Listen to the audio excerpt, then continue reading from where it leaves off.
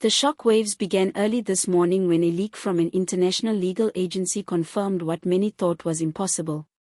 An arrest warrant has officially been issued abroad for South Africa's Deputy President Paul Mashatile. Yes, you heard that right. This is not speculation, not rumor, but a cold, hard international judicial move that now has the ANC leadership, especially President Sir Ramaphosa, scrambling in fear. The news hit the political elite like a freight train. Behind the closed doors of Latuli House and inside the union buildings, panic has reportedly erupted with emergency strategy sessions taking place around the clock. The question no one can avoid anymore is this the beginning of the end for the ANC's top brass? While full details of the charges have yet to be made public, credible sources indicate that Paul Mashatile is accused of involvement in an intricate web of corruption tied to international business dealings. These are not mere bribes or slush funds.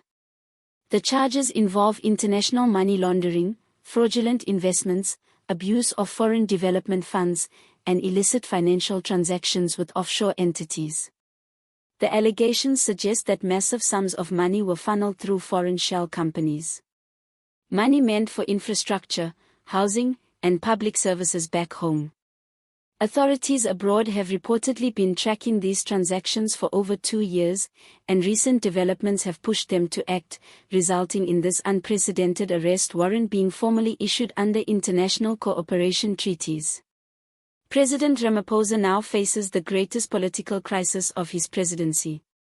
Having already been implicated indirectly in various corruption scandals, including the explosive failure scandal, this latest development places him squarely in the spotlight. Why?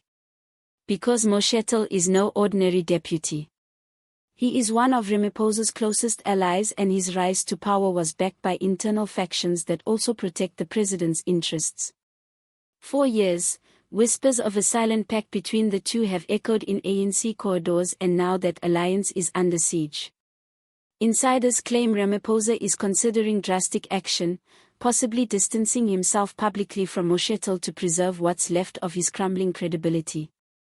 But others within the ANC see this as a betrayal that could ignite a factional war unlike anything the party has seen in decades. The fallout from the arrest warrant is reverberating across the ANC's top leadership. With Mashatile's name now tied to transnational criminal charges, other high-ranking members are being investigated as potential co-conspirators or enablers. Names haven't been officially released, but several prominent figures are already lawyering up. The internal ANC structure, once so tightly controlled, is beginning to unravel. Members are pointing fingers, leaking documents, and making behind-the-scenes power moves as the storm intensifies. Even more alarming, multiple sources suggest that this international warrant could trigger a domino effect with further warrants possibly on the way, especially as more foreign intelligence agencies join the investigation. The issuing of an international arrest warrant for such a high-ranking official has not gone unnoticed. Several embassies and global media outlets have already begun covering the story intensively, calling it a test of South Africa's rule of law and democratic accountability. The international pressure is building, and South Africa's image on the world stage hangs in the balance. With elections on the horizon and public trust at historic lows, this scandal could be the final nail in the ANC's coffin. Internal polls reportedly show declining support, especially among the youth and urban populations. The party that once led South Africa to freedom now finds itself locked in a life-or-death battle for relevance, legitimacy, and survival. If the ANC refuses to act decisively on Mashatile's case, they risk alienating what remains of their support base. But if they do act by cooperating with the international warrant, they risk tearing the party apart from within. The cracks are no longer beneath the surface. They are visible to the world. If you've watched this far, then you clearly care about accountability, justice, and truth.